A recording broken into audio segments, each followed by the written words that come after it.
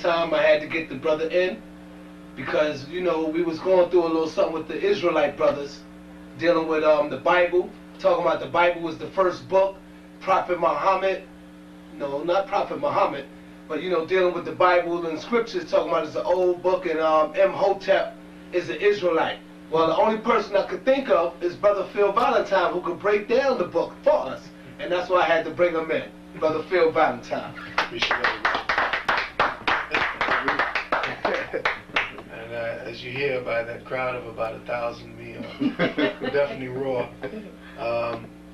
Again, for any gathering, you know, for those who biblically that say where two are gathered or more are gathered in my name. So we're about to freestyle a little bit. I wish the brother who was speaking on that issue was here, so that we could have a friendly discussion on the circumstance. I just want to touch on things that, you know, our brothers and sisters who are interested in pursuing knowledge beyond the books, knowledge beyond the books that are given to us to read, like the Bible. We should always be suspect when the Caucasoid gives us something to read in the first place. Black people who read in the Bible and taking everything literally and per word, what I call the dead letter word. Black people or Negroes who are addicted to the dead letter and indoctrinated by the dead letter have no personal, conscientious, spiritually inspired intelligence. To be suspect anytime the white man has given us anything has been our survival from day one.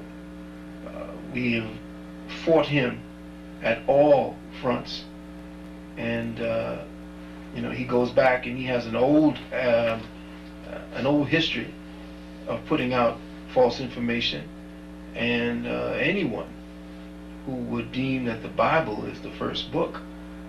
And the Bible always was. I don't remember what you said, Brother Malik, but that the brother was saying that the Bible was the first book ever written, and that it was the oldest book on the planet. And you know, sometimes people interpolate truth with a lot of lies. The Bible is extrapolated, in the words, it's extrapolated from books that were written tens of thousands of years ago. So yeah, it could, I guess, technically be said to be a compilation of the older books, but it is not, as it is in of itself, the oldest book. To give anybody that impression without letting them know the previous facts is trying to propagate a falsehood. Brother, I don't know what your philosophies are about your religion or your belief structure.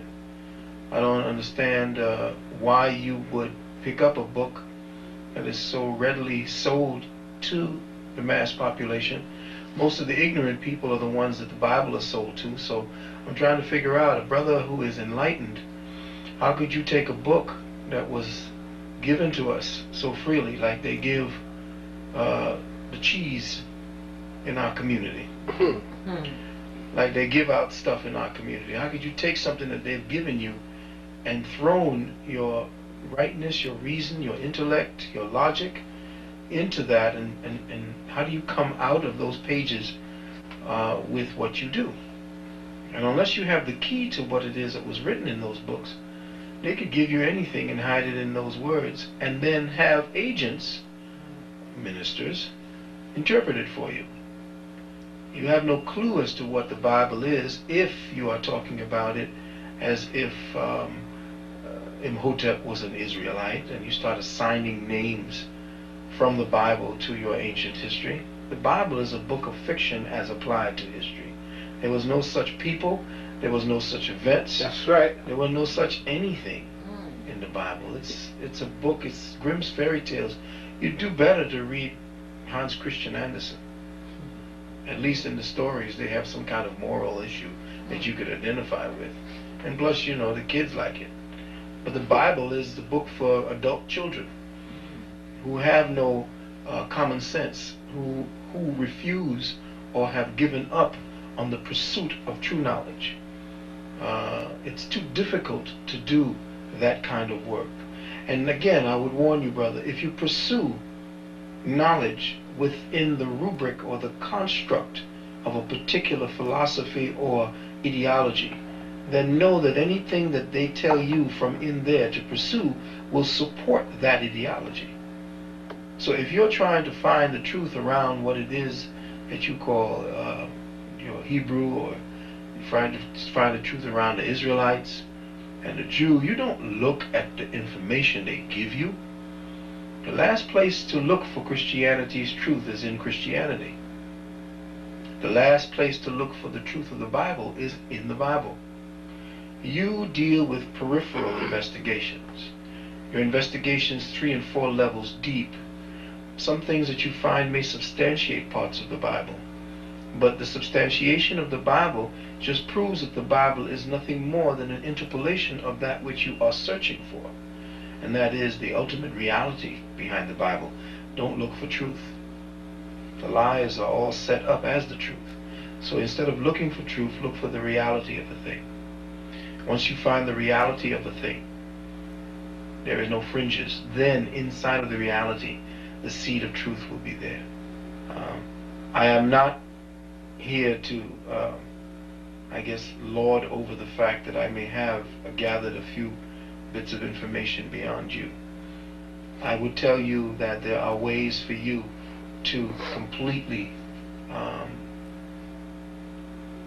guess, discredit a vast inventory of what it is you're pursuing. I could destroy pretty much everything that you would bring to me as history in the Bible, because I could give you the analogous myth that preceded everything in the Bible by hundreds of thousands of years. So if you could read in people's histories before these so-called Jews, Israelites and all that, before they existed by thousands of years, if you could read the same story of Moshe or Mose or Moses, and you could read it in the story of Sargon, if you could read it in the story of Jehudi and Heru, if you could read that from stories 10, 20,000 years before even the word Israelite came up, if you could read that at that point, then everything you are defending will no longer have foundation. So the last thing that you do is defend information. You don't defend information. You don't need to defend. You don't need to defend reality. You don't need to defend truth.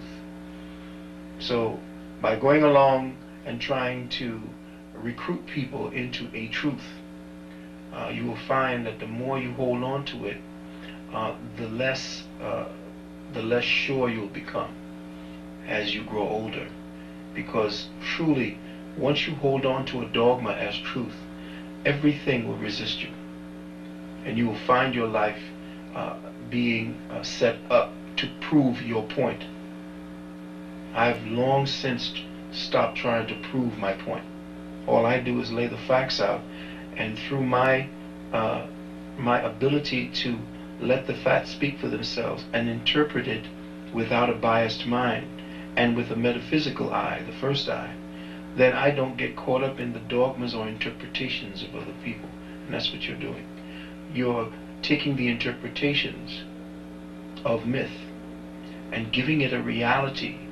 And since the man who wrote the myth is pretty much the same man that you are, you're going to always feel a synergy to the myth, because the myth is your story. In fact, the myth is the story of the spirit. History is the story of the physical body. So if you want to try and find the truth or the reality behind the quote-unquote history of the Bible, study the myth and know what the myth means. Know where the characters came from. Know what the characters represented. And once you understand that, you'll understand that no character in the Bible existed at all.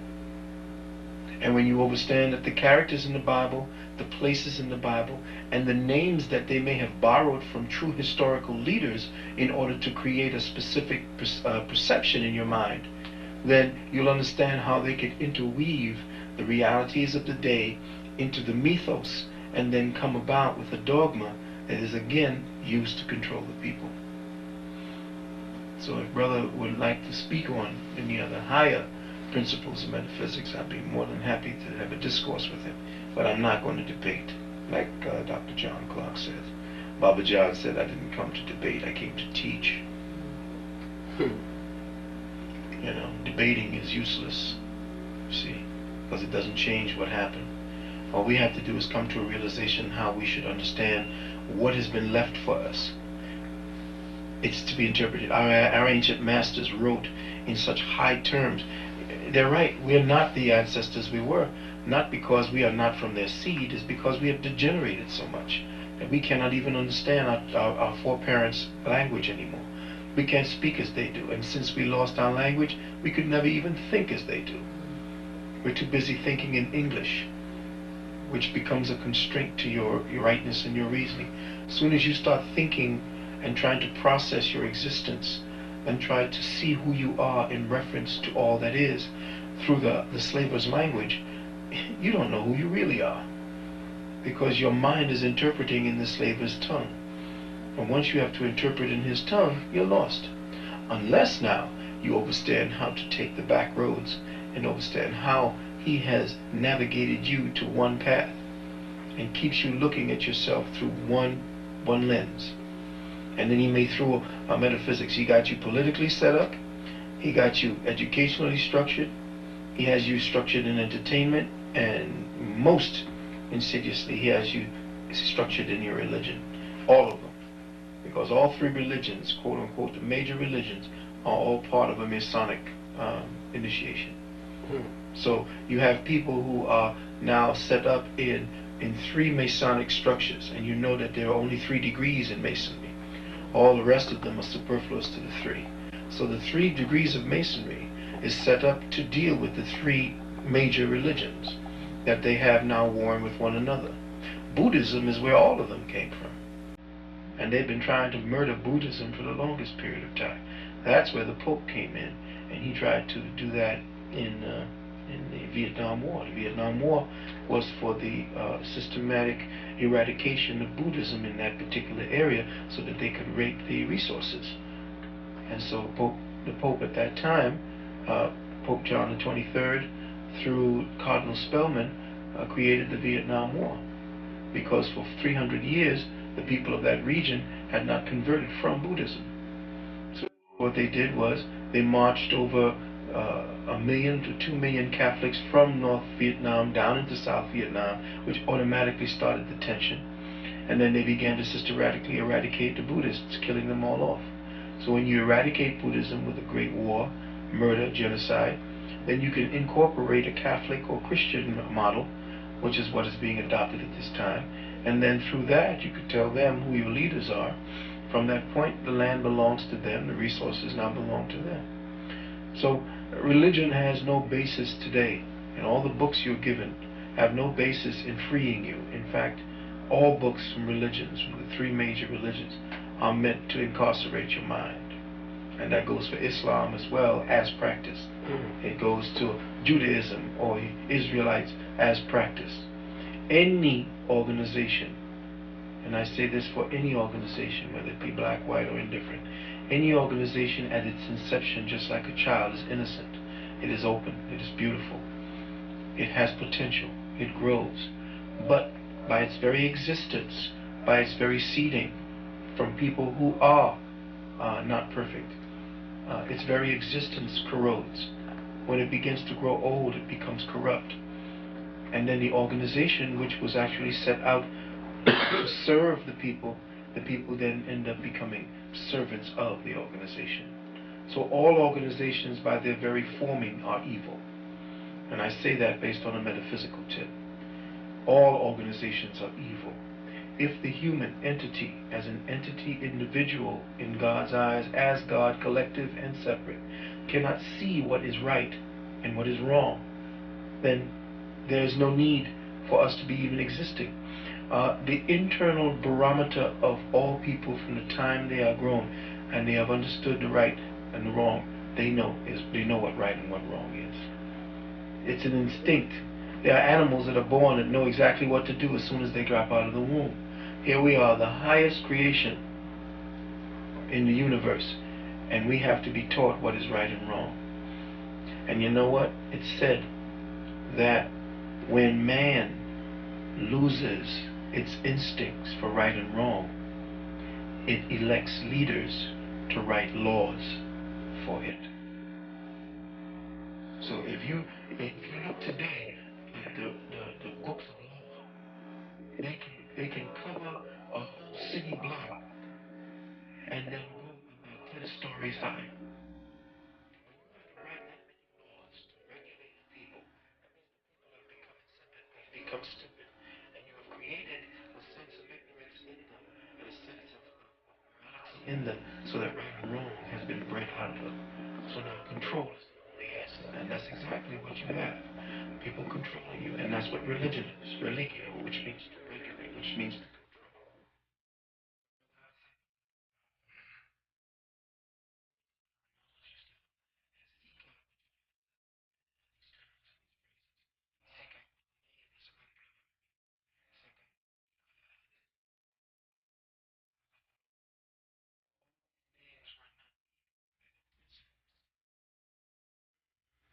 They were principles of energy activity. They were principles of life dynamics. And once they have been recognized by you, they are given a name. And that name now becomes a principle that one wants to either incorporate in as their behavior or associate with them from your own behavior to that behavior. So when I call the wind is a principle. I would not deify the wind. I would not call the wind by a name and say that wind walked the earth with 2 legs and arms and came and told me by its breezes that this and so. Well, that's how your ancestors wrote. When the lightning struck, they gave a name to that. When the wolf howled, they gave a name to the wolf. They studied the behavior of nature, and through the behavior of nature found that nature had multiple personality. And through that began to name each of those personalities. And those personalities were given specific duties within the scheme of natural order. And what you are reading is our ancestors would never have dreamed that you would have taken these things literally. The book of the Bible is not to be taken literally. The truths that are seated within those words were never meant to be taken literally. Jesus walking on water, raising dead people up out of there, 5,000 people from a couple of boats. That was never meant to be taken literally, and you are a fool if you do read it that way. That's right. You see, until you understand the deeper metaphysical principles about what it is that you're reading under religion, then you will remain a fool. You will remain a controlled fool. And that's more dangerous. Because now you become a parasite on your people, and you go from protector and provider to predator. How much billions of dollars are siphoned out of our community every year by the churches? Billions of dollars that could have gone into creating schools to teach us who we are. How many billions of dollars are given to the Pope based on you putting in that little hat? Do you know that as of, I would say 5 years ago, the IRS has written laws and documents that your minister, in order for him to have a bona fide church, he must go to the IRS and get a 501c3 patent.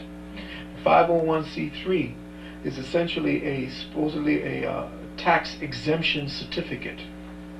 What they're telling you is that as a church, you are supposed to receive permission to be from the state.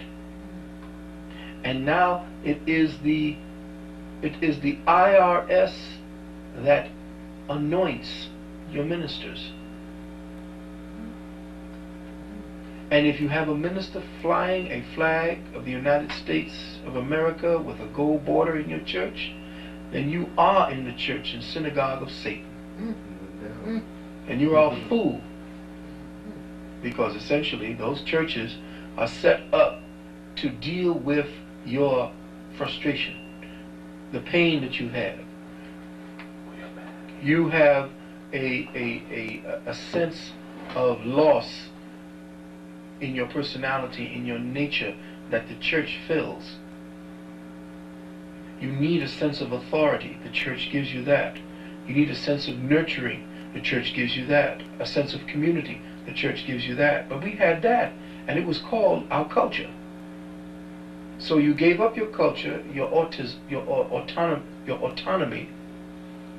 so that you could become part of the cattle that is herded from place to place. Subconsciously, psychologically, you have become part of the herd. And at any time, you know what happens to cattle. They're sacrificed for food. In this case, your mind has been sacrificed. Everything about you is being sucked by these vampires of consciousness. And that's what I call the church. That's what I call their teachings. That's what I call your minister. He sucks you dry. No Christian will kill another Christian who threatens your community. He won't even kill a Muslim. He won't kill anybody. But they will send you to kill for them. You won't kill anybody that you know is threatening your community. You won't even die for them. You're not even prepared to die. You know, the church has made you docile. You know, Reverend Fatback and Pastor Pigfeet, all of them have become hugely gorged on the wealth of fraud. That's how Christian church was started. Josephus, the so-called Jew who wrote the history of the Jews, I believe it was he that said,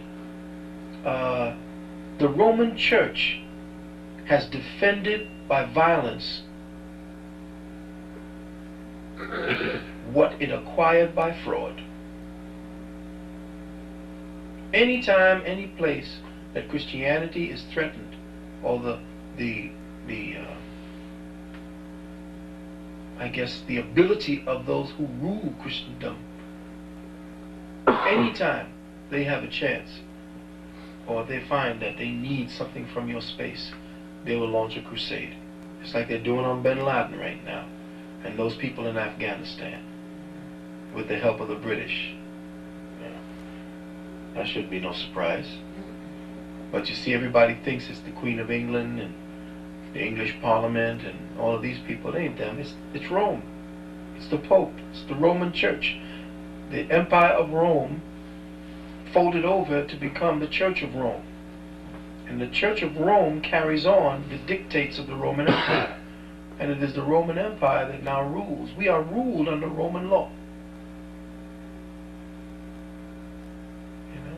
So, my brother, put the books down that they give you to read. Because it's making you stultified. It's causing your stultification of reasoning and logic.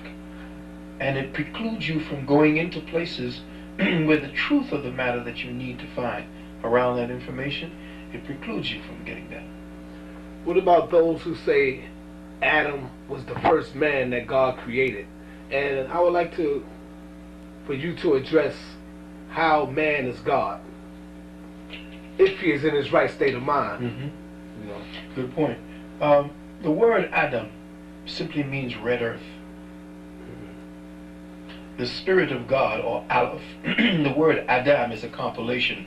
You're reading the Bible, and since we're dealing with a Hebraic text, and the Hebrew is part of an old system of writing through symbologies that actually came from the petroglyphs and hieroglyphic writings, symbological writings. And most writings were done essentially for symbology and to put down the chronicles of the day. Stories were written in the higher texts that came out of the temples to explain science, to understand what it is that we have now as science. Only the initiated had languages or were given languages in order to read, because they were going into great temples. And these languages and these terminologies were all scientific terminologies. Adam was a scientific terminology and a compilation of words, A-D-A-M. And if you know the Hebrew, Aleph, Deleth, Aleph, Mem. You see, so these words all come together to create the scenario of what the human structure represented, and that is the red clay, which means it was created out of the elemental matter that we call matter, the elemental materials that we call matter, from what we call matter. Adam was not the first man. The first man as a singularity or as a consciousness concept always existed. There was no creation of man. Man and God are one. Man is the expression of God. Man could not be separated or have a beginning, because God never had a beginning. And since man is God's vehicle in third dimensional matter, then man always existed, or at least the idea of man always existed. And since there are so many different planes of existence, the idea of man has existed in so many different ways. There are so many different designs to what we call man. Adam was not the first man. Adam was pretty much a model for this level of existence. Just like you have a model for the sea, to go under the sea, there were different models that became more and more refined as they began to take to the sea. As the cars started from the Model T all the way up to, you know, the Maserati or the land-based cars. All of these, essentially, Adam was a template. It was a what do you call it? A mold for the perfection of intelligence in matter. So Adam was not the first man. That is a misnomer. Adam was the first idea of what man should look like and be. Adam was God's first idea of itself in matter. Let's just say that. Most High had an idea, quote unquote. The idea or the dream is man. So from that point we begin to see that there is no man called Adam. There is an Adam Kadmon, which means man perfected in the Tetragrammaton and in the Kabbalah. But Adam was not the first man. Adam was the first idea of what man may become. In fact, Adam has not yet been born. This that you see is still the seed of Adam, because Adam is still not yet perfected. True Adam would never look like this. In fact, we are Adam degenerated. We are still in an embryo, a cosmic embryo, in a cosmic womb, waiting for a birthing, a higher spiritual birthing. You had a second part to your question that you wanted to ask about what is man? Yes. How can you prove to the viewers out there that God exists in man if he is in his right state of consciousness? Well, you can't convince anybody who is not ready to know something that can only be known by themselves. You cannot teach a person what a God is. God is, to say God is that, is actually saying, okay, a grain of sand can be found on the beach. What have you said? I mean, yeah. You know, the human body, the human temple, is a vessel for the perfection of God's knowledge of itself in third dimension, in matter. This is God's vehicle for its own self-knowledge. And you say, well, why does God need knowledge? Well, knowledge denotes having something other than yourself about yourself. Having the ability to acquire something about yourself through something that is other than yourself. So the Most High had to create something separated from itself, or at least the perception of something separate from itself, so that it may know itself. And that's the beauty of what we are speaking about in the higher metaphysics as God perfecting itself in man. God did not create man. The concept God did not create man. Man created God. That's right. And when you understand that man is the creator of God, then you understand that man is God. Because all concepts that we could ever perceive of God is still flawed. We are still perfecting our perceptual antenna so that we become higher and higher, so that we perceive more and more of that which we perceive as God. But understand that God could not perceive of itself, because if it is all knowledge, it could never know itself. It could just only be. So what it did was it began to detract or separate from itself, and as it separated from itself, it created a void. And that's what they speak about in the Bible. As God separated from itself, the void that they talk about in the beginning, that's the beginning. The beginning happened when God separated from itself in its attempt to know itself. You want to deal with deep metaphysics, then we could go into that. But to explain it the way you do, verbatim, and try to put limited intelligence to the words, you do yourself a disservice. You do the work a disservice that your ancestors left for you. So the separation of God from itself to know itself ended up being polarity, which is why we have the masculine and feminine principle. That separation to create the void, that void that we are feeling with one another when a man needs a woman and a woman just needs that man, that's the void. In the beginning, God created heavens and the earth was without form, and everything was void. Yes, there was a void. That void was when the Most High pulled away from itself to know itself. Because being all of itself, it could only know itself. It could never know itself. It could only be. In your book in Exodus, you saw that Moses was spoken to, and he said he was spoken to by an entity called that said it was I am that I am. And then again he turned to be I am. So I am that I am speaks to a static perfection. No movement. When you say I am, or I am that will be, that's that static perfection in movement. And I am that will be became Adam. And Adam left the garden, or was kicked out of the garden. He had to be kicked out of the garden, because perfection is death. That's why the Most High creates, in order to perfect itself. Anything that's totally perfect dies of its own volition, because there's nothing to do. Cancer perfects itself in your body. How does cancer perfect itself? By killing you. So, cancer, in its movement towards perfecting itself as cancer, kills you. So as its person moves towards perfection, cancer dies as you die.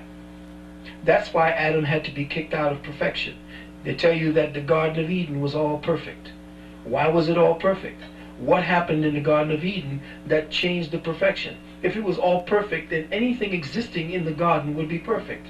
Who was the serpent? Is the serpent perfect? Then obviously the serpent was also perfect. Because nothing was allowed in the garden that was not perfect. Everything was perfect in the garden. And they say except the serpent. But the serpent was God. The serpent was an aspect of God communicating to itself through Adam. And it said, it's time to leave. You must eat of the fruit of the tree of knowledge of good and evil. Good and evil meant polarity had to be created. And in the polarity did God begin to reflect and see itself in the mirror of its own creation. And then Adam was kicked out of the garden, but Eve stayed. Read your Bible. If Eve stayed, that meant that Eve was the beginning of the perfection. Eve was the garden. So understand that what you read and what you're studying has a greater depth of knowledge and calculated wisdom seated within, buried within, laying comatose within. That is the Osirian body that is wrapped up in all of the wrappings. And they do the ritual to bring forth the body of Osiris again. That is why Isis, who is the symbol of knowledge, has to raise her husband Isis from the death, because Osiris is wisdom. Knowledge without wisdom is lost. She roams the countryside. Knowledge is how do you say? It defeats itself, its own reason to be, without wisdom.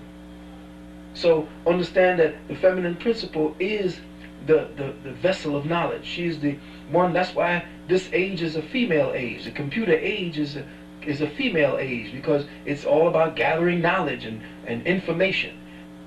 That's what it is, gather information. The feminine principle is the gathering of information. But the tincturing of that information into wisdom is the masculine principle along with that. And that's what's been missing in our black community. We don't have the masculine principle lending the wisdom to all the knowledge that the females herself brings in. And she's a vessel that is necessarily part of the scheme of the knowledge-wisdom circuitry that is missing inside of our own genetics, or is being systematically bred out of our children today in the education system. And this amalgamation of gender duties that has our sisters doing things outside of the structure of their own bodies. We have to put sisters in war gear now because we have to fight for our independence. But that's not their purpose. The sister's purpose is to teach and raise a nation. And she should be kept stress-free. Because if you have babies coming through a woman who's stressed, what kind of baby are you creating in there? You see. So a lot of what it is that we are going to find in the new years to come, towards that cycle that we call the end cycle of the 2012. When that begins to happen, great upheavals are going to start happening. Great cataclysms are going to start happening to show the change is here. And the first thing that's going to go is religion. I noticed when you study in ancient Kemet history, I noticed how the Kemites had always risen their women up and kept them on the same level as them, as the balance. As we was talking last Saturday with us, you know, a few of the Israelite brothers and other brothers around, even some of the gods, they always say that the man is higher than the woman. I would like for you to express that right there. That's insipid. That's that is what has been seeding the controversy. And when you have made a generation of people to push that kind of nonsense, then the conflict begins to happen where our sisters believe that, and then it becomes a thing where it's an adversarial role that they play to try to gain respect back through that kind of teaching. They have to fight the people who hold that kind of nonsense in place, and thus we have this marginalization of effort into what the women are going to think about as a feminization. That's why the feminists were so easily swayed our sisters into that particular thought process. The feminists is white women having problems with their white men, which they always had. We now adopted that because essentially now we have taken on Willie Lynchism. Now we have to deal with that.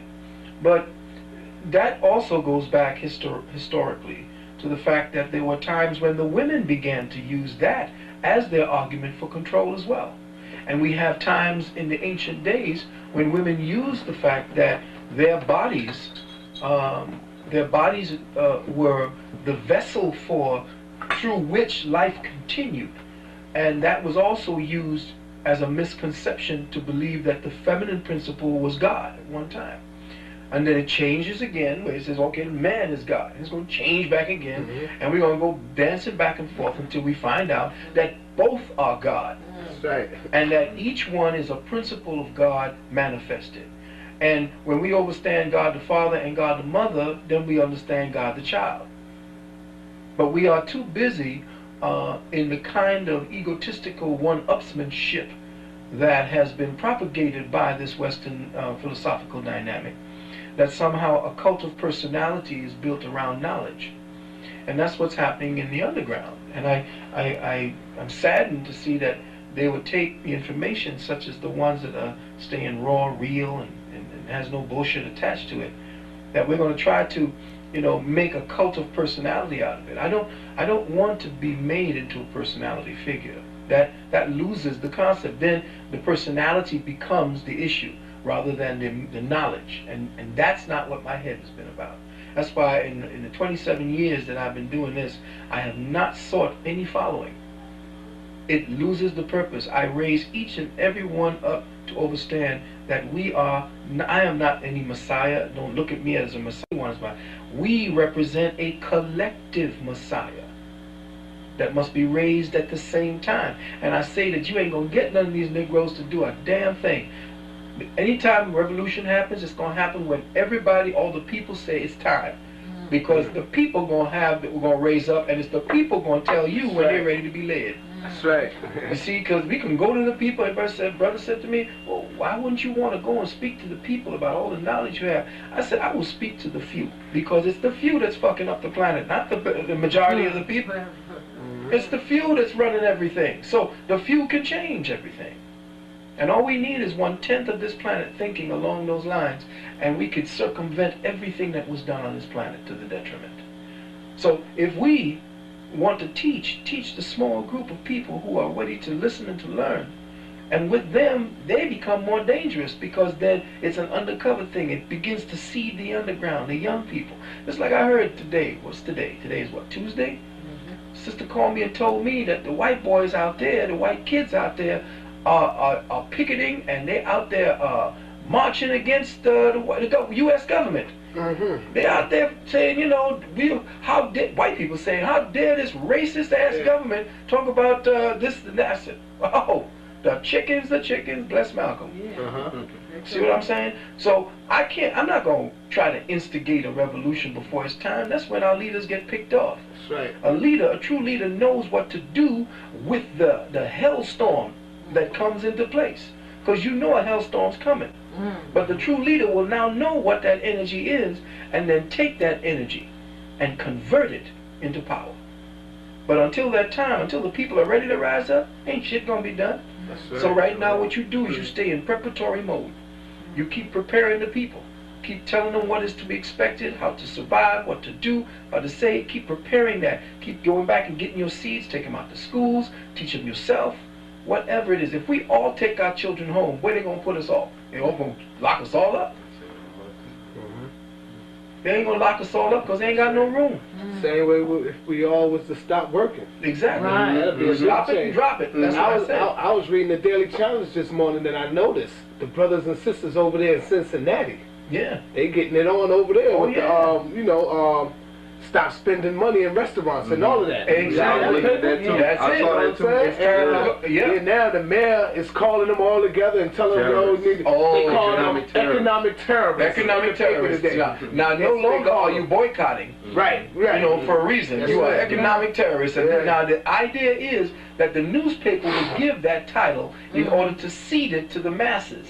So that when you understand the word terrorist is attached to your activities, it now gives the government a chance to move on you based upon that terminology. Now that falls under the Homeland Security Act.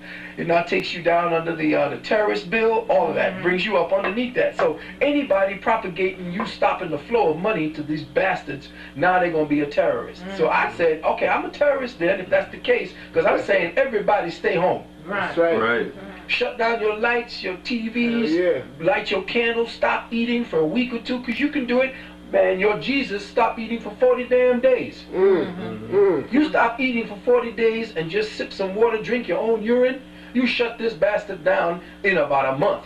In a month, they'll come to you on their knees, asking you, what can they give you? That's right. That's real. So, in the beginning stages, it's hard, but all change is with pain.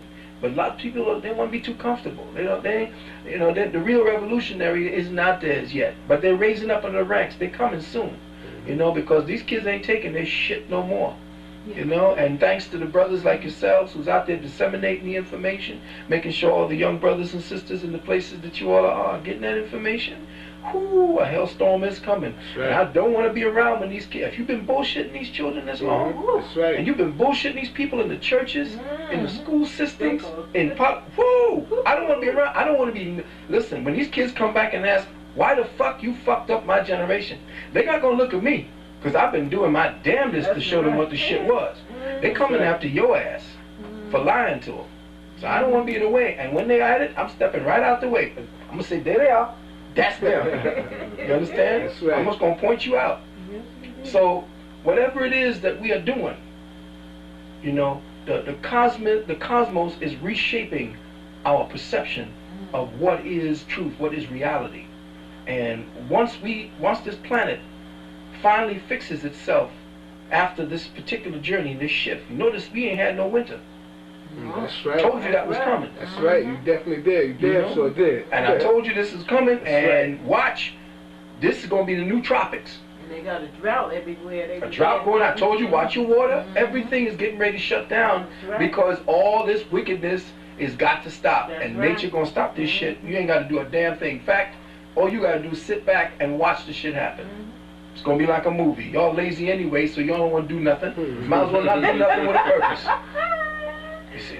So, yeah, I believe that with the change of the universe where we are, because we constantly spiraling, we're on a ship that's spiraling out into space. And this ship is changing its position and its relationship to different light beings. And that relationship now is causing us to think differently because it's sparking different energies in the brain that weren't heretofore tapped into. And these children are waking up.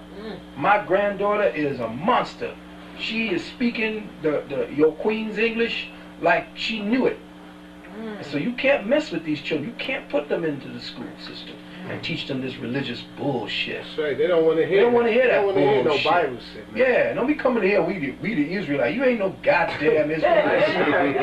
That's right. That's bullshit. You need to stop that. You know, because you're making a fool of yourself. And when it comes down, when they start reviewing your tapes, and they start looking at the tapes and start seeing who was who and who was real, they're gonna come after you and call you a liar. They're gonna point you out. Everybody else in the world is wrong, and I got the real religion. I'm the Israelite. Everybody in the world is wrong. You got Muslims, Christians, Jehovah's Witnesses. All of them say they got the God. Right. But all of them is wrong, and they are right. You know what I'm saying? That's borders on megalomania. That's what that's called. Yeah, I want to ask you a question on this one now, because the spirit got us moving around. I want to touch on anything I could get right now. Do you have any information on Aaliyah? I noticed that she was 22. She have a movie coming out on the 22nd, and year 2002. Right. I heard Bobby Hemmett mention it. You know, I want to see if you have any knowledge on that. Yeah, Aaliyah is supposed to have been essentially Lilith. She's playing Lilith, and Lilith is the demon of the homosexual women. See, and you're gonna see that because that's the one.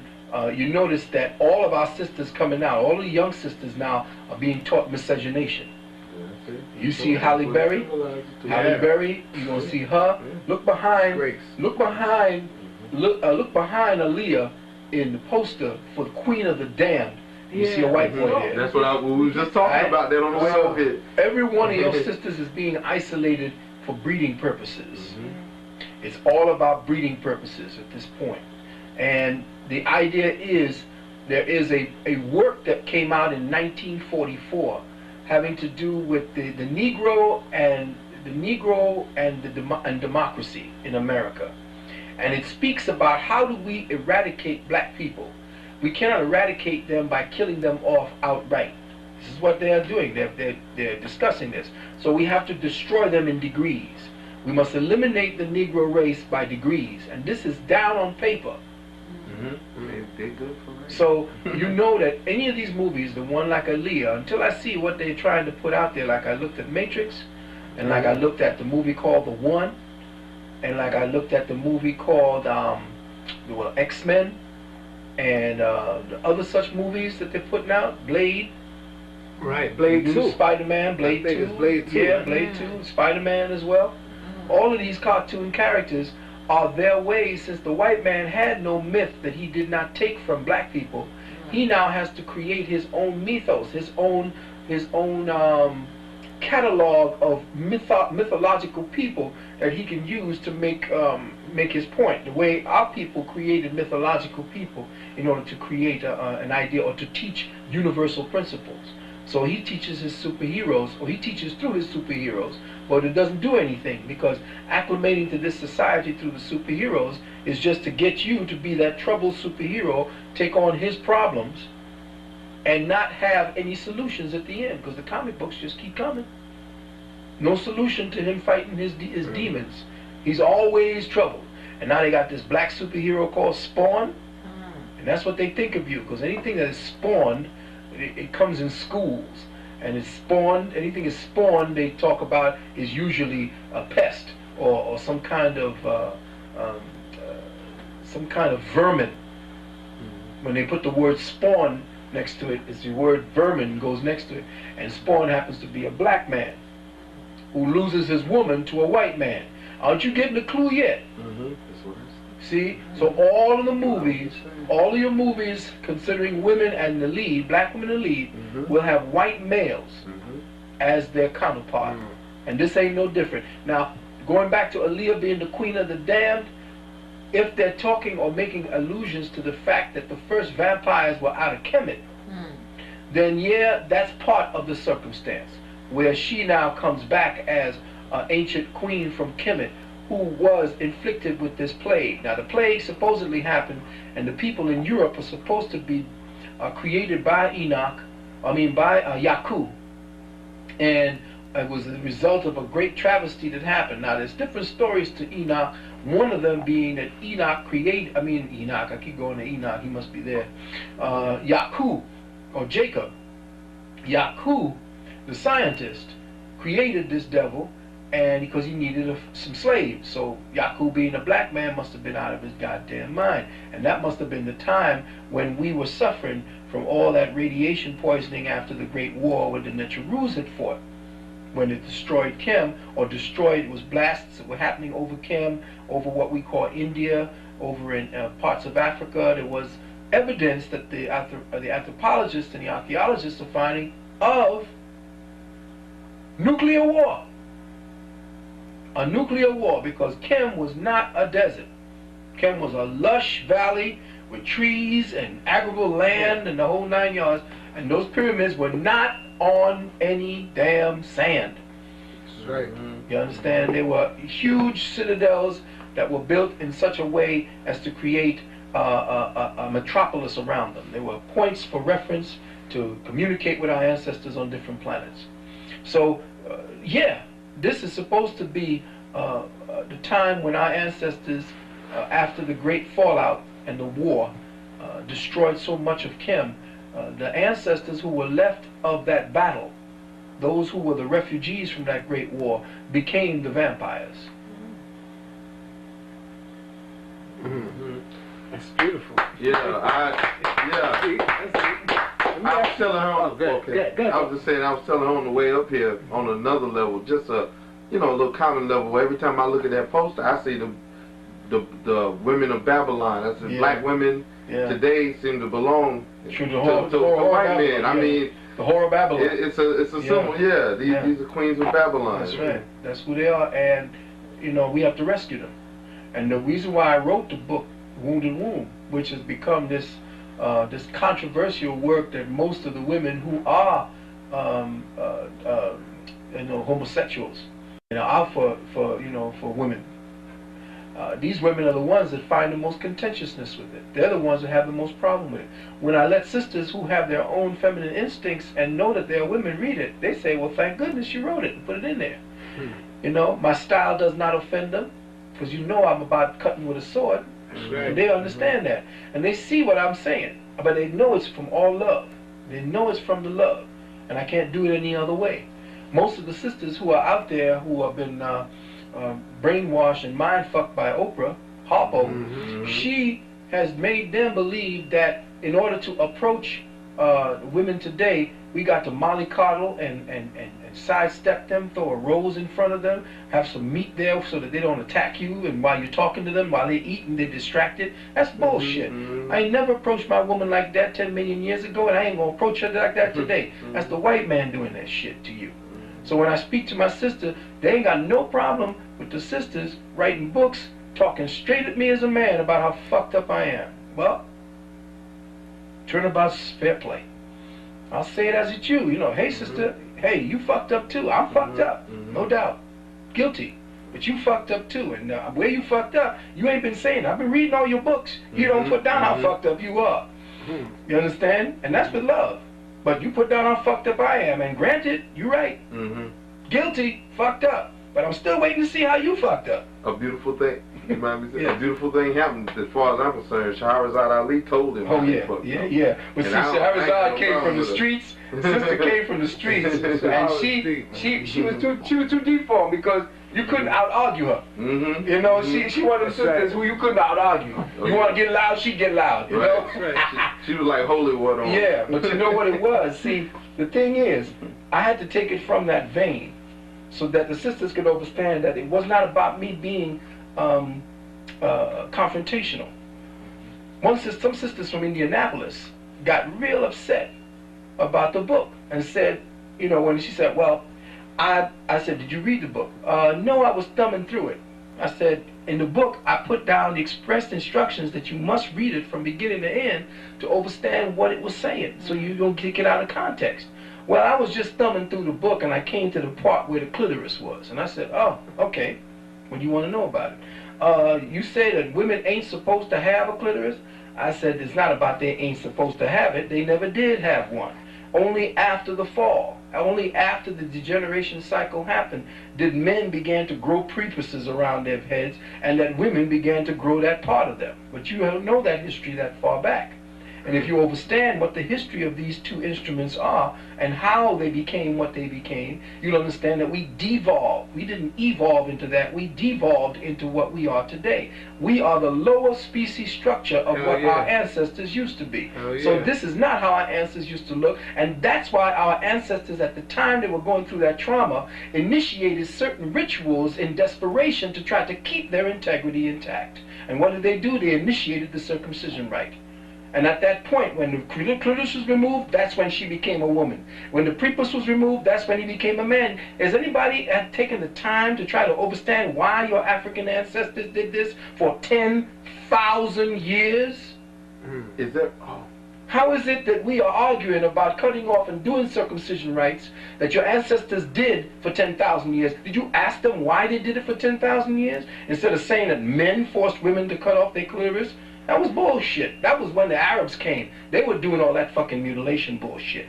But your African ancestors had an intelligent reason through desperation to do something to circumvent what happened.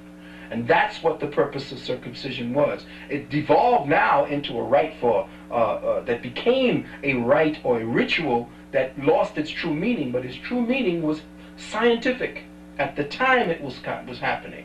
And it was not done in the way it does today, the butchery that's being done today. It was never done that way. So you have to learn the history first. So then the argument with the sisters degenerated because the sisters telling me that we don't want you to talk on the wounded womb when you come here. I said, you don't never tell me what to talk about or what not to talk. You may give me an idea of what you might want me to talk about. You gonna tell me what not to talk about? Well, we got somebody here, some women from the schools, some intellectual women and scholars that would contest. I say, bring them. You can bring them all, but you can't tell me what not to speak about. And until they've read the book, and until they have gone over the 153 different references I put in the back of the book, and when I asked her, I said, did you read the back of the book? Did you see how many references I had back there? No. I said, well, how are you going to have an argument with me? You can't have an argument unless you're talking scholarship. Look in the back there first before you make your argument. And that was the problem. I canceled the gig. You know, because I don't like that kind of, you know, that manipulation. That's a gamesmanship. I'm trying to discover. And every day I discover. If somebody discovers something that was incorrect, and I was incorrect in that, bring me the proof that I was incorrect of that, and I will definitely make the effort the next time I have a lecture to say, well, hey, I found new things here. This was brought to me, and I have to now tailor the information, or at least cut that information out, and then bring this in here so that we can rectify that. I'm not here to try to big myself up on this information. It's out here. I interpret it this way, and as a result, I have taken the information and applied it. That's the difference. That's the difference. There's people who read shit and then talk to you from what they read. They said this author did that and that author did that. Or that author said this and that author said that. Well, look at what this author said. And most of the authors that they're quoting from is white people. So where's your own intuitive sponsored intelligence? Can your melanin now say, hey, based upon that information, I don't need to read anymore. Check what the dynamics are in this. And this is my melanin talking to you, not me quoting some white boy from a fucking book. So I don't need to, I could read the white boy, but when I'm coming to you with open heart to tell you this is what the white boy took, here's what the deal is. Check this out. I'm not trying to big his shit up because he wrote a book. I'm going to apply what it is he stole. And if I apply and the right results come back to me, then I'm going to speak on it. And I'm going to apply that. So people come from rhetoric and teach you from rhetoric. Because it's all rhetoric unless you apply it. So I deal with applied scholarship. Well, everybody else, most people, are dealing from rhetorical scholarship. So you can't put the two together. When I speak about women, women's menstrual cycles and all those things, I applied that information to the sisters and saw the results. And the sisters know. I can give you the numbers of the sisters. They'll talk to you. And so, unless you apply the science I'm talking about in the wounded womb, then how could you argue about what is right or wrong just because you happen to have a vagina? You're the one bleeding and sick and going through all kind of shit. I'm trying to show you why you're doing that. And it's not because I'm trying to dominate or I got it. And the sister said, the sisters down there said the reason why you wrote the books because you got problem with women. Who don't? Women got problems with women. What you talking about? It's a program. It's for nonsense. I don't have problems with women. We all got problems with what's going on out there. And I've been able to decipher what the problems are for the men, which book I'm writing. The book for the men now is called Path of the Virtuous Man. All right? How the womb, from the womb to the tomb, I don't know what I'm going to call it for, but as far as, I know Khalid said, Khalid and me always have these running pitch battles. But he said, the wounded womb, what about the persecuted penis? Well, I'm going to be speaking on the persecuted penis, but I'm going to talk about the fact that the penis itself has been a persecutor. See? So we can talk about the persecuted penis, but how is the penis as persecutor? So we could deal with both sides of it. Men, I'm gonna pull the task to men too. But I've been showing that the men, every time I've spoken on the wounded womb, I'm talking about how fucked up we are as men. That's right. I've never not said that we ain't fucked. I'm writing that book because we as men, if we're gonna raise up ourselves, we gotta take our young men from that fucking academy, that indoctrinational academy they call the education system. Until that time happens, we're gonna have black boys swinging dicks, people looking for bling bling. See, once you put them in there, they're just looking for bling. You take them out of that shit, put them into academies where they're teaching them from the beginning, you're going to have men. And then you ain't going to be crying about this. You won't have to go through that shit anymore. NBA too. There it is. They snatching them up now. Oh, yeah. 17, 18 years old now. Yeah. They throwing white girls all at 16. them, you know? Oh, yeah. Throwing all the white girls at them. But see, the NBA are the warrior class. Oh, all right. The NBA, the football players, that's our warrior class. They snatched the warrior class. That's right. And they put them into sports. The warrior class that if you don't feed them and you give them the shit that they want, those are motherfuckers that you could field an army with. That's the warrior class is who they locking down. Because not everybody can play sports, so they got to go down and get themselves. I mean, most of the criminal element is your warrior class.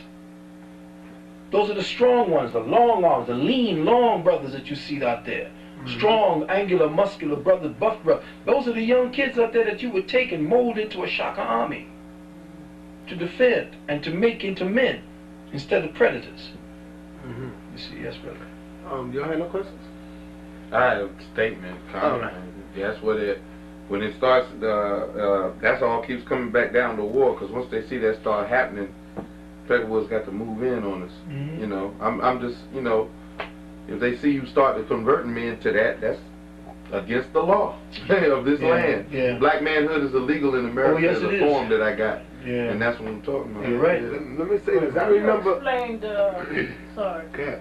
You explained the Bible. What about the Quran?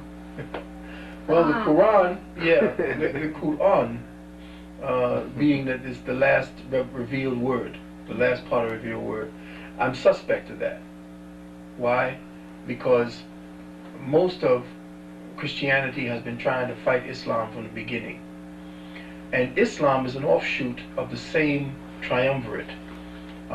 Judaism, Christianity, and Islam all have the same prophets. And if they share the same prophets, they share the same bullshit. I would like for you to do a tape on Islam. Yeah. Cause I don't see nobody out there got nothing on that. Ain't they all Muhammad just and Prophet Muhammad, they say, was the last revealer. Yes. of the word. Well, essentially, Seal of the prophet. the seal of the prophet. Yeah. What I say to that is, there is no last messenger. That's right. And never. There would not. That means that they have already stopped you from looking for any leaders that would give you spiritual guidance. By telling anybody in that field or in the religion of Islam that your last messenger has come, which means you're not looking for someone to teach you the way right today. That you'll be stuck in old values and old ways. And so that way they circumvented anybody coming up from the ranks that someone would look to for the new Muqti. And once that happens, what happens?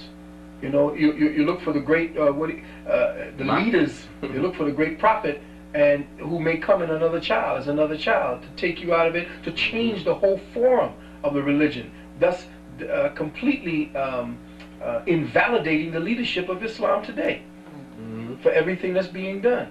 You see, that's why I say any organization that is created becomes an inherent evil after a while. It begins to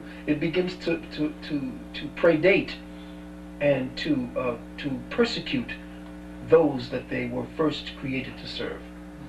Yes, brother. I was going to say, I see the Quran is dangerous. The language it uses is always talking about punishing somebody. Yeah. I mean, and see, people are fanatics about this, and they're going to carry it out. Since no Allah's going to sky and do that, men are going to eventually do it. Yeah. You know, where's all your intercessors now? You know, niggas in the Nation of Islam going to surround me and tell me, you blasphemous against, you know, I can see it. Men are the only ones that can carry this stuff out. But you see, that's what I'm saying. That there's no God has ever perpetrated any evil upon man except through natural causes. So that tells you who the real God is. God is, then they taught you that God was a vicious bastard. Didn't give a shit about you, didn't care about you, didn't care what you called it. But man named the action of God. Man gave the name, the El Shaddai, to God, you know, which means the terrible force. And that's all it was. It is you seeing a volcano that was exploding to create a new earth. It showed you the storms that wreaked upon this land, the earthquakes that happened, the firestorms that happened. That's your true God. And that's what the ancient ancestors told you. When the priesthood came along, that was wanted to regulate the people, they began giving you this God that was benevolent. That God would give you this, all you had to do was pray. And we will be the intercessors for that. We'll tell you how to pray. We'll tell you what to say. We'll tell you what it is you have to do to behave to get into good graces of God. Fuck you. Full of shit, all of y'all. That's right. Because if I can't talk with God with damn self, I don't need no motherfucking interpreter. You understand? If I'm supposed to be talking to my creator, then I'm the only one who got something to say to it, and I'm the only one who's going to listen back for any answers. You setting up there in your goddamn dress talking shit to me, that's bullshit. Yes, sir.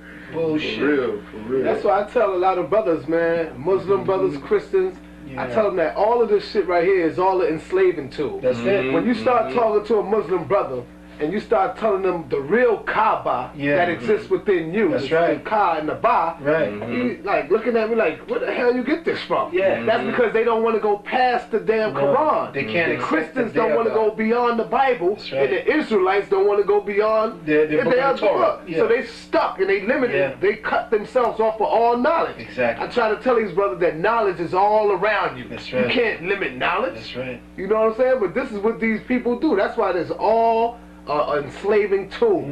Because if you're a real Muslim, then you wouldn't be up there just praying. You'll be going to war right now. That's what it talks about in the book. You know what I'm saying? If you are a Christian, you will be fighting, going against war right now. I remember, I think I heard you say all churches, they cannot even be political and nothing like that. The preachers are not allowed to be political. So I would like for you to touch on the movement of the 60s.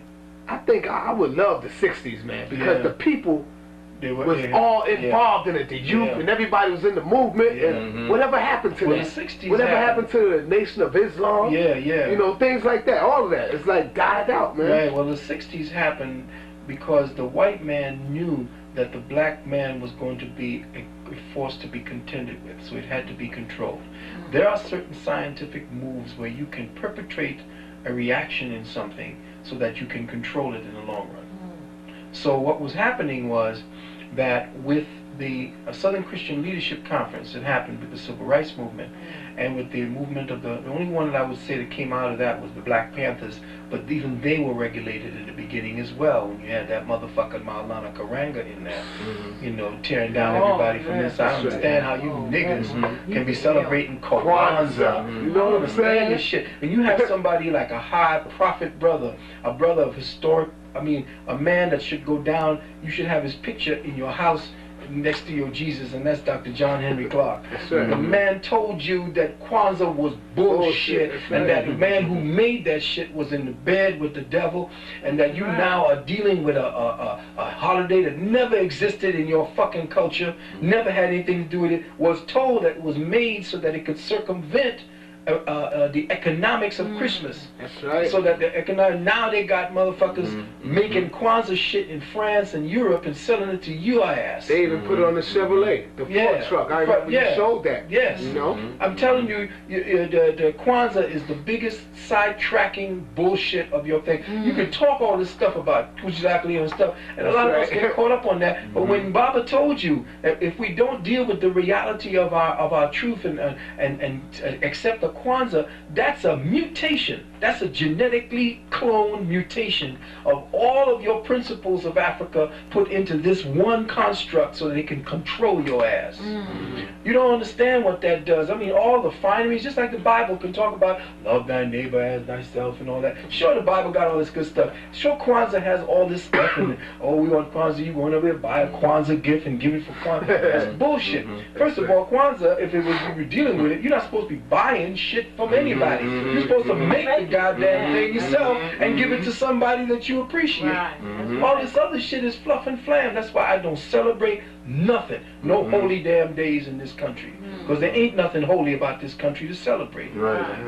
So if there's anything that has happened to us as a people, is that we went for the okie doke, you know, and you know, I appreciate Spike for calling it bamboozle, but even he fucked up by not allowing those brothers to go and just kill that dumb motherfucker for acting like a fool on stage. And then the police coming in there and wiping all of them out. You always backing out, bro. Which one you talking about, brother? Bamboozled. Oh, Bamboozled. Yeah. Did you see that shit last week? Which one? With Huey P. Newton? No. With Spike Lee put together. No, what did he put together? Yeah, it was on Channel 13. Y'all missed I heard that? about it. I missed it. Yeah, well, it was a dude acting like supposed to be Huey P. Newton, and he was all deranged, and you know, he was like high and shit, smoking cigarettes, and he was talking to the people. And they had that shit on Channel 13 last week. Oh, they had Huey back in the days when he was there was a brother who did a better thing on that. Spike sell out, man. Yeah, well, big time sellout, man. You see him now, he's down in the Knicks, and he's but I mean, you know, like I said, when you get in there with the bed with the devil, man, you can't help but come up with fleas and shit. So the whole thing is that the religion, getting back to that religion, getting back to Islam and Judaism and all that, like you say, the Kabbalah within, and you know the Judaism talk about the Kabbalah within. So you can tell all of it coming together. And it all come right back to you. Yeah, comes right back to who you are and what you are. And what do you think about with Islam? Men in the front praying and the women in the back. Well, you see what they did. Yeah, well, the all covering up. See, they took that from the ancient women who didn't have nothing to do with Islam or Muslims and all that kind of shit. The ancient women covered themselves for one specific reason, and that is, first of all, for protection from the sun, because they were very delicate conditions, their nature, and they covered when they came amongst men, because men had a specific pheromone signature that could cause them to begin to ovulate. Women get turned on by the odor of a man, and it starts chemical reactions in them. To circumvent that, they would put specific things on the veil, specific essences on the veil, that would they be inhaling, that would keep the integrity. Women who were pregnant were not allowed amongst certain men, especially men who were dealing with high activity, sweat pheromones coming off of them. So they kept themselves veiled. The veiling now turned into something different when that shit began to degenerate. Veiling was never in the beginning about trying to keep your woman down. That's bullshit. How could you keep yourself down? Your child was coming out of that energy. That's who you were. Is that over? No? No. It's all right. And also they say the women get in the back because that's a distraction. Well, no, it's not the distraction. I mean, saying some Muslims tell me that. That's an ancient. That's based on the ancient Kemetic. Okay. From out of Egypt, Kemet. If you notice on all of the iconologies of Kemet, the masculine principle was represented in the front. The feminine principle was always in the back as the support. All right. He sat on a chair, the throne that represented Isis, who was Pharaoh, which was the masculine principle representing the masculine principle of God here. The chair and his feminine principle represented the feminine principle here on earth. The reason for that, it became, again, as you look at all the depictions, because when the Arabs came into Kemet, they were looking at all the pictures and interpreting it according to their own cultural philosophy. So they took that to mean subservience, and it wasn't, because the sisters were always behind the throne to support and to show who it was that was inspiring him to lead, and what his words were actually being, the advice that was being given to him was from that, and intuitive. But it also meant a very, very deep metaphysical principle. It meant that when they show you this thing when God was a woman, well, all of the, like I was saying in the beginning, I may not have continued or finished it, is that the time when women were perceived as the rulers of the planet, a lot of the perception was that because children came from their womb, that they were the most effective representation of God. And they played that up for status as well. But that's not true either. In the physical form, the human body is nothing more than a vessel for the continuance of a specific dynamic, whether it be male or female. It is within the female body that the continuation of life happens. It is no creation inside of a woman. A woman doesn't create anything when she's pregnant. In fact, when she's pregnant, her body is taken over. Period. Everything, if she was creating it, then she said, okay, I'm creating this. All right, come on, baby, time to come. It doesn't happen that way. She goes, she is fixed. She is put on a cycle once that egg meets, and that's all. The dynamic is happening based on intelligence. She's not creating that. That is the evidence of a dynamic energy working in intelligence. Now, the other part is where most people are saying, well, in the beginning, back 10, 20, 30,000 years ago, all God, everything about God was represented as a woman. Well, that's nature, and that's your misinterpretation of the facts. Just because you do not have the infrastructure, the intelligent infrastructure of knowledge, to understand that any physical evidence of God will always be represented as a female, that everything that is formed is feminine. Every form is feminine at its base because the materials that come together is based on matter, and matter is feminine. Now, how the masculine principle manifests in the mother, that's the secret. It was always invisible. The masculine principle was always the unknowable God. That's when they started speaking about the male and having the female in the back. You see what I'm saying? What they were saying was, when you go to worship God, you go to worship an invisible dynamic that is an activator of life. Where it activates itself is within the rubric of matter, which is feminine. And that's when you see the active principle of the masculine God. It is through the feminine principle of matter. So the feminine principle of matter, the first person that you get to know when you come out the womb is who? Mother. Of course. So early man would automatically associate God as his mother because God is a mother to a baby and infant. You understand what I'm saying? Right. To a baby infant, that's mother right. Is God. Yeah. So when the baby now grows to overstand itself, if it's male, it overstands that, wait a minute, I'm not that, so I must come from a principle that is invisible to this expression. And then it looks to the father for guidance at that point. Right. You see? So we in this feminized society have done our best to take the masculine principle out. Once you take the masculine principle out, there is no more revolution. There is no more focus for change. When they took out Brother Khalid, what happened? Everything stalled. Why? Because the masculine principle is the activator, is the generator of that. if sisters do step to the front, it's because there was a dynamic and movement already in place, like Queen Nzinga, Ya Santua. It wasn't that they started the war was ongoing. The brothers fell. She picked up the gun and did what she had to do. Praise them and bless them for that.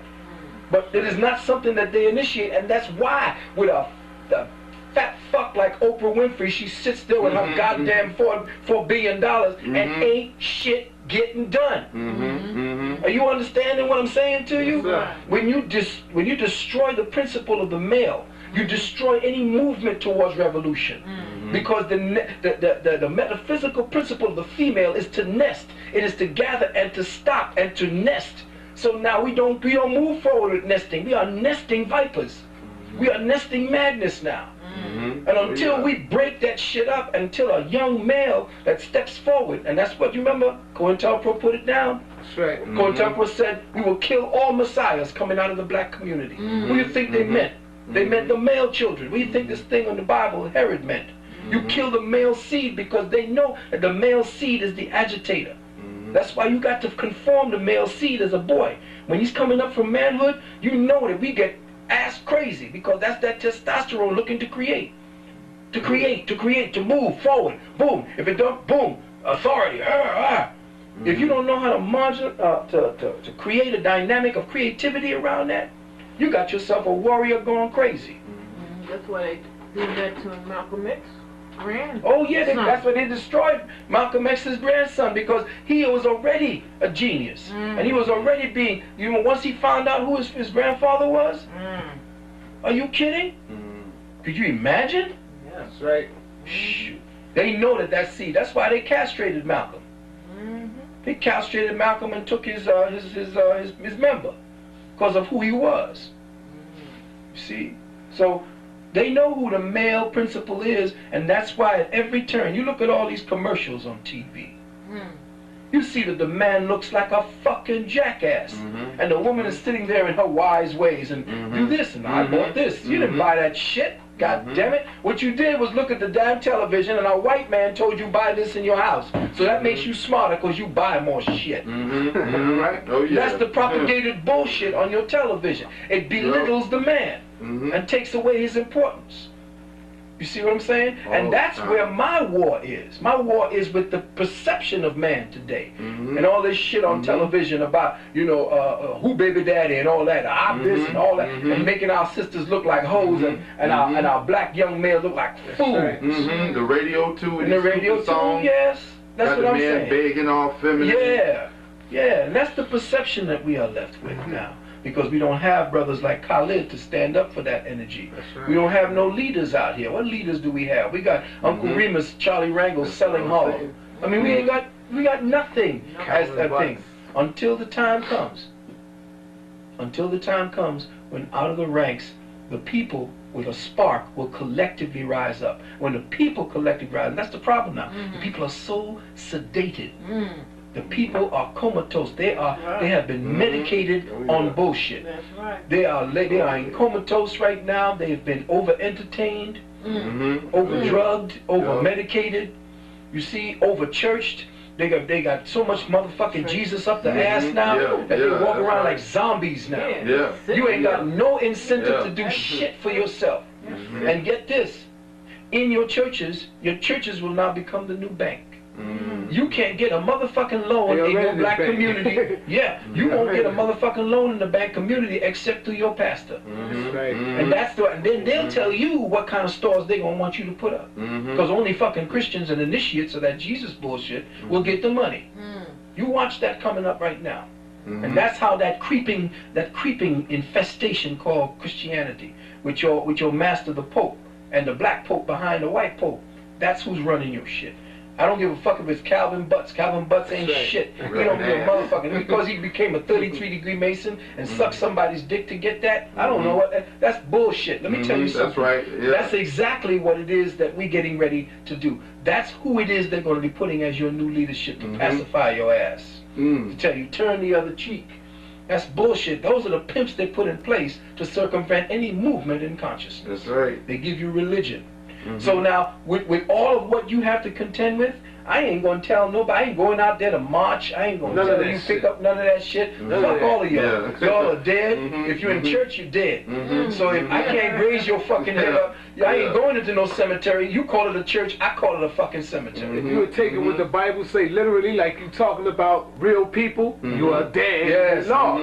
Dead letter. You know what I'm saying? Dead letter works. I told the brother, what's the difference between you and a 7 day? I mean, what's the ones that come around every Saturday? No, Jehovah's Witness. What's the difference, man? Because if I come to you with a book and you don't want nothing to do with that, as long as it ain't deal, if it's attacking that shit there, you don't want nothing. So what's the difference? Y'all the same fucking people, man. Right. Yeah, everybody playing same thing. And so he got mad at me one time because I said, man, if you're gonna talk to me without talking about the damn Bible. He said, yo, brother, well, I take that offensive. I said, what? You take that offensive? All the people that y'all be disrespecting on the fucking corner, calling women bitches and hoes and this and that, but you take that offensive? How it feel? You know what I'm saying? He looked at me and said, you know what, you right, bro. He couldn't do nothing. He was like, you right. You know what I'm saying? And that's how Christians lose their sense of reasoning when they get Christianity. And I said, you defended me when you talked about fuck my ancestors, fuck them Africans, I hate them Africans. I said, well, now you hate me now. You know what I'm saying? All right, if you want me to be a Hebrew, all right, I'm a Hebrew. But I'm not just going to stop at that. I'm all of that and some. You know what I'm saying? I'm not going to limit myself. Because when you limit yourself, you can't grow no more. It's true. You know, you can take yourself beyond the African. I'm all of that. Beyond you, all of it, and you a cosmic child. That's all I say. Right now, I'm a cosmic child in a temporary detention here on the planet here. And right now, I know what it's like to live on a penal colony because I live on Earth, and I am just here as a sojourn to learn and to teach. I ain't got shit to do with this anymore because I understand that this is a fucking penal colony and they got your warden, you like your government, you gotta fall in love with your incarceration, and I can't do shit for you. See, there's a few of us that just came here to raise ourselves to higher levels, and we, in the cosmic scheme of things, we've been given work to do. That specific type of work is going to take place on other realities. Some of us are down here just to hone our skills, you see. The rest of this whole shit here is going to go up in smoke anyway. You know, there ain't no real saving for any of these motherfuckers. There's only a few that's going to be here that's taking on the task of teaching and trying to raise other brothers and sisters out of this mess. The rest of you motherfuckers, fuck y'all. I'm going to tell you this. When I know it's the time, y'all ain't going to hear shit from me. They may even take me out so I can be reassigned. You see, so that Khalid was just reassigned. That's right. You understand what I'm saying? His spirit may be brought on as an ancestral energy, so that you could pull from that, because his template energy is still there for you to pull from. You understand? Just like a library, his existence was a library in the Akashic records that you could pull from. He was one of the spirits that brought down the World Trade Center, man. Exactly. I seen his face over the cloud of smoke. There you go. When you was looking at the and the bio warfare. Right. Seen it, man. This is deep right there. So that's why we got to stop. See, in all of your ancestral books, they've been telling you that the physical flesh was the illusion. Yet still you're doing everything you can to protect this fucking physical flesh, as if it's something that you got to make sure is sacrosanct. That's how the beast works. He wants you in this flesh because that's how he feeds on your ass. How else does he keep cattle going so that a bull can keep fucking the cow and the cow can keep having babies? That's you, your assholes. You are now food for him, spiritual food that he sucks every day when you go to church. Over every these big ass churches is actually towers. They're actually antennas that they suck your spiritual energy out of you to feed their vampire asses. So the new churches are going to be radiating centers of spiritual suckers. I mean, you're going to be in there vibrating on higher kundalini energy, especially black people put off more heat than these white people do. You look at these white churches, they dull as shit, right? Black churches got a high vibrating frequency going on, and they be sucking on that shit. That's why they broadcast that shit all over. They have to broadcast. That's why they going to Africa and building all these fucking cathedrals, because your spiritual energy is what's going to feed these deadbeat parasites. You understand? You ever look and see what flies look like before what do you call it? And the reason why white people are the way they are? Well, I'll tell you what happened. Black people began to die spiritually that's when the maggots come. What happens on a body except maggots, right? Okay, when you died spiritually, black man, black woman, that's when the maggots came. And ain't they here all over the world fucking your life up? That's right. Yep. That's what is happening now. Until you raise up, become the Lazarus seed, like I said at one of my lectures. Raise up like the Osiris or the Osar seed. Then these maggots will disappear when you raise up yourself spiritually, black man and black woman. You understand? Yeah. I try to tell my people that religiosity and Christianity are totally two different things. We not no religious people. When you're dealing with your spirit, you are more closer and inclined to God than you could ever be, than the preacher could ever be, coming out the book. You know what I'm saying? When you're dealing with the spirit of your total being, you're more closer to God than anybody could ever be. That's right. You know? Yeah, you know what I noticed too? Since you was talking on the male principle being sucked out in music throughout the 80s, in the early 90s when hip hop was black, gave all these messages. You had the 5% groups, Brand Nubian, Poor Righteous Teachers, King, Son, and them. You had the Black Nationalist X-Clan. You had the people like Public Enemy who represented not only the Nation of Islam and the Panthers. You had all these different schools of black thought. You know what? And now I see with this gospel, they done silenced all of them, got them out of the way. You don't have none of them anymore. No conscious rap. So now these gospel rap groups and gospel groups are trying to be the ones that are the message deliverers. Because they see that's where the money's at now. Yeah, they close them down and now they dropping the knowledge. That's right. That's where the attention was. And that's where we can really catch them now. See, the secret is that black males have always set the trend for how we are going to think in the next generations to come. Every time a great dynamic has happened, with the help and the support of his queen, he has always changed the face of the world. And every time we get stultified in one way, like in the time they began to shut down our music, take away our music, take away the schools that taught the music, take away the instruments from the community, move it out into the white community, take us all out of our own cultural base.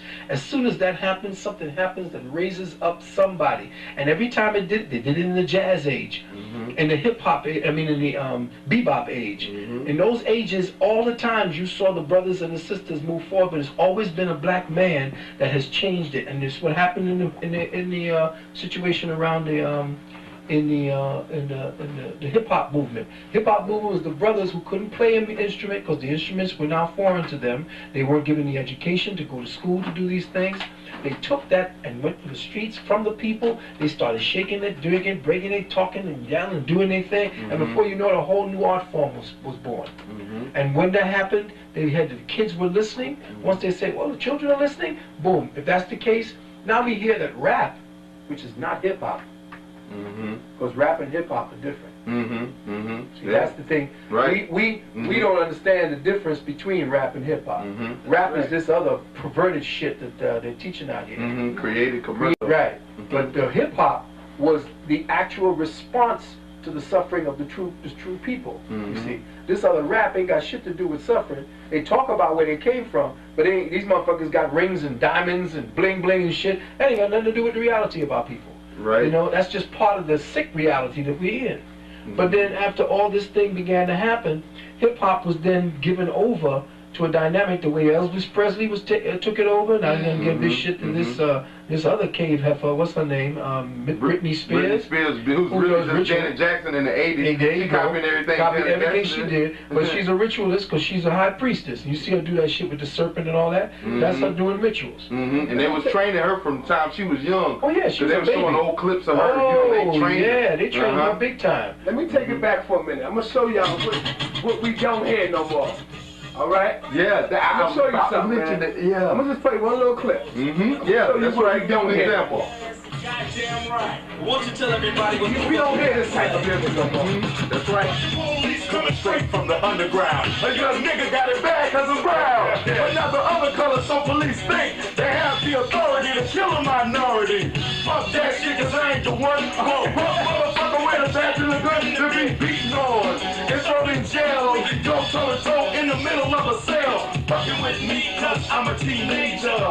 with a little bit of gold and a pager. Searching my car, looking for the product, thinking every nigga is selling narcotics. Yeah. They'd rather see me in the pen than me and Lorenzo rolling in a benzo. Be the police out of shape, and when I finish, bring the yellow tape to take off the scene of the slaughter. Still get swole off bread and water. I don't know if they fags or what.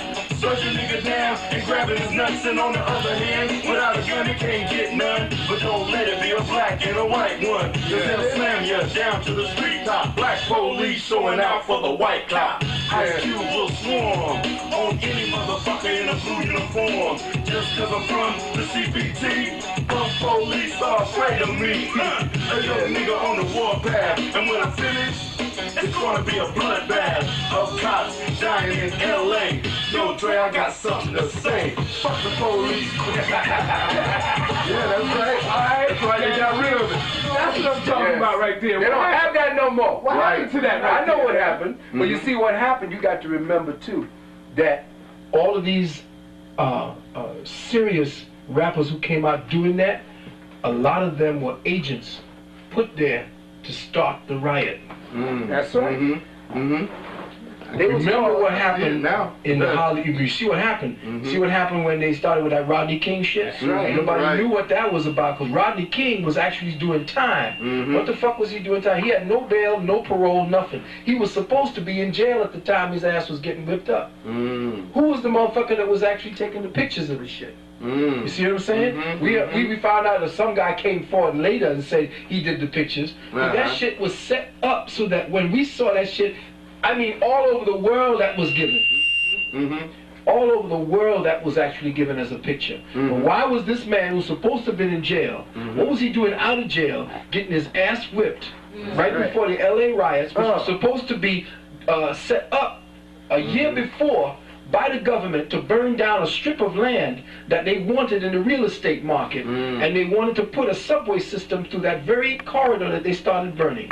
Why is it that they didn't follow through when you found out that the first people to start tossing Molotovs and breaking in were white people, who after they did that disappeared when they first broke in, and then all their brothers and sisters began going into loot. That's the pictures that they see, but they ain't telling you that a lot of these excursions we got to be very careful about, because a lot of the shit that's being perpetrated, not like the one from Cincinnati, that was spontaneous, that was beautiful. But the other ones are actually contrived in order to get a test to see who steps up and becomes the leader of that particular thing. Then if the leader is not one that they have, they'll plan something to happen, and then see who the leadership is that comes forward, then they set their dossiers in place. See, they had to kill Eazy-E. Oh yeah. Talking about some age shit. Yeah. They had to kill him because he was the ringleader of the group. You know what I'm saying? Right. And they was they called them the world's most dangerous group at that time. That was Ice Cube. I know. He don't rap like that no more. He got that money.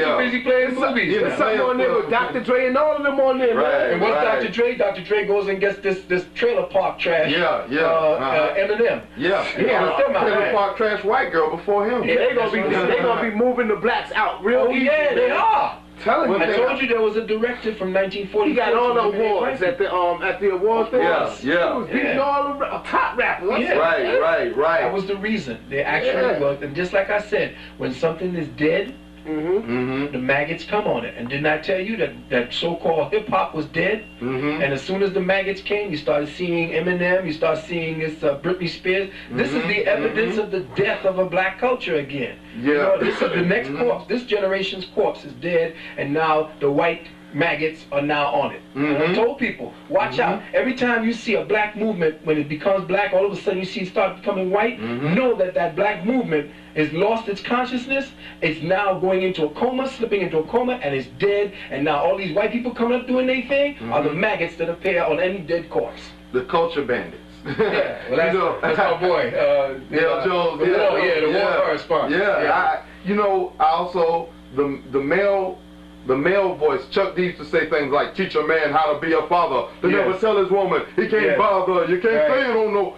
now I hear the male voice that's gone. It's gone. Now it's the voice of children. It's just a whole different voice. Nothing, because it was an authority to that voice. Yeah. I like Chuck D's rapping voice. Right. Because it had a voice of authority. And see, I rap like that, so it's hard for me trying to make. I can't make it in this rap world right now. No. Even though I know how to rap. Because you rapping hip hop. There's a difference. You're not rapping. You ever heard him? Doing hip hop? Yeah, I heard him just now. Okay. I know the brother. I'm talking about his own stuff. I'd love to if you have a disc or something like that. But that's what I'm saying to you, brother. The male authority is gone. And you're dealing with these. What's this boy want to become a minister? What's this asshole? Yeah, Mace. Yeah, Jay-Z. Hey, what is that? Right. That's bullshit. It ain't got nothing. Same with the Puff Daddy. Jay-Z raps like he's a kid. Jay-Z is too old to be saying stuff like girls. He rap like a kid. Right. Yeah, that's what that is. He's older than that, man. He rap like he's a teenager. That's what I'm saying. There's not no male authority. There is no male authority figures, and rap had the male authority figures. But when Chuck D on that Spike Lee film, Do the Right Thing, when he said, "Motherfuck." Elvis was a hero of most, Motherfuck him and John Wayne. That for me should have been on a banner. Y'all should have gotten T-shirts and put that on. You know what I'm saying? And because it was a testament to the fact that the young had woke up, and that's what I'm saying. The authority was the black male at the time. Right now, who do you see ascending to that authority right now? Nobody. Maybe Dead Prez, because they're close to it. Close to it. Close. But they, they're trying. Nice. It was real good. It was in the beginning. But again, once you get that money, and your stomach is full, you lose that incentive. They'll sell you out. That's right. Man, the devil got a lot of power, man. The devil, of course, but the devil is God in reverse. I look at it like this, and I explain this to I say this to a lot of people. I look at people in general. When I understand what they say when they say money's the root of all evil now. What I see is, if you can't get past money to me, my philosophy on money is it's not real. It's only figurative. You got $1 million because they say you got $1 million. Ain't nobody got numbers. Ain't nobody seen no $1 million stack. All numbers, brother. So everybody who believes in money and is motivated by money, you can't trust them. I can't trust people. And that's the majority of the people. I can't trust people because they all believe in money. You can't believe in Jesus. Because you ain't seen him. Nowadays, Jesus and money is the same thing. Because you got that low blow Creflo. He is talking about poverty being a sin. And that you can't be poor and be with him. So now he's showing you how to make money. And that's all he got. Big time dollars. So the dollar now, in God we trust, that's exactly what they're doing. They have a trust fund called God. And they put all their money into that. That's exactly what. See what I'm saying? And you even see a truck riding down here, has G-O-D on the side of it. See what I'm saying? But they tell you it's for something else. But that word God, if you look up a word God in one of their secret Masonic dictionaries, the word God, next to it, it says King of England. So they have your terminologies when you use this devil's language. Make sure you know what it is that you're speaking about and what it means, because you're thinking in his language. That's a deficit in itself. You can't even think based on breaking down cosmic information coming in. It's got to be ciphered through this polluted man's language. So you got the English language, which is supposed to siphon information to free you, but the English language is in all these other books chained to keep you incarcerated. So your thinking process becomes incarcerated. Thoughts become colonized because you can't think through your own ancestors' own perception of reality, which is supposed to be expressed as language. So your ancestors' perception of reality is completely erased, so now you Toby. You see what I'm saying? You ain't Kunta Kinte no more. You Toby. You think like Toby. And that's your name. So essentially, how can Toby think like Kunta Kinte anymore? You see what I'm saying? You can't free yourself like Kunta Kinte wanted to, because now you become Toby. You see what I'm saying? And what happens? What happened? What did they do to Toby when he ran that last time? Chopped off his foot. See, now people don't realize what symbol that meant. When they chopped off his foot, what sign rules the foot? Pisces. Okay. And they say that black people are what people? by seeing people. So what they did, what they showed you symbolically when they chopped your foot off, was that they chopped off any connection to your spirituality, to your ancestors, to your language, to everything.